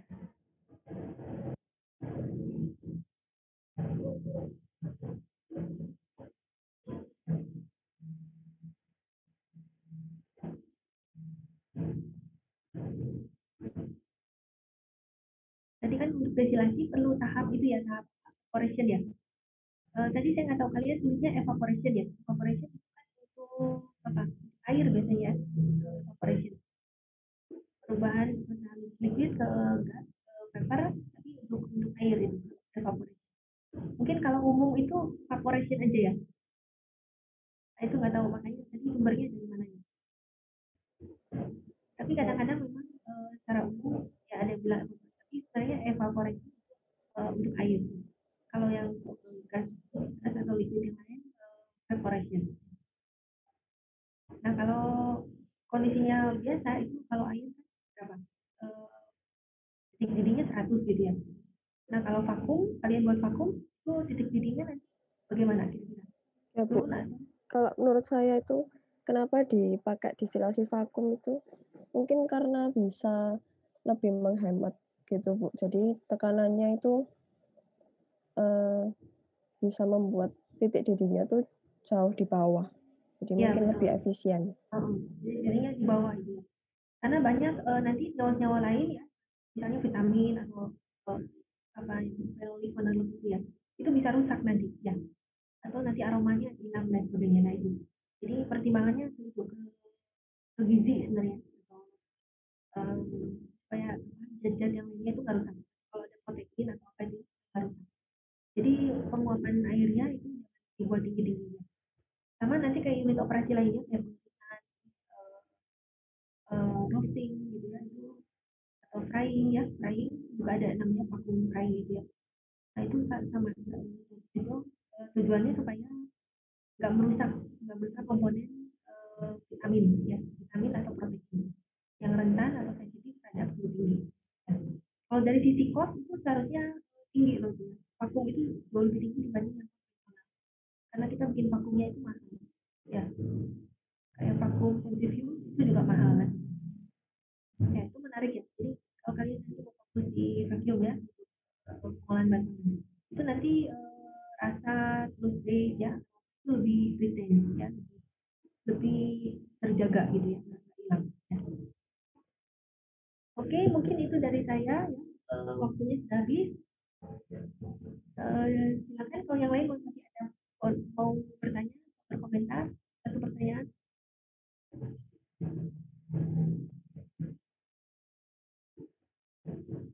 Nanti kita lanjut di pertemuan ke-7 ya. Mudah-mudahan Bu Faridnya bisa isi minggu ke-5 dan ke-6. Nanti beritahu saya ya, beliau berhalangan sehingga saya bisa isi waktunya beliau. Ya. Oke, kalau nggak ada kita akhiri ya kuliah kita. Terima kasih pada kelompok ABD. Silakan direvisi lagi ya. Nanti finalnya dikirimkan via ULS. Pada selamat-selamatnya minggu ke-7 ya. Ya, Bu. Ya, terima kasih. Terima kasih, Bu.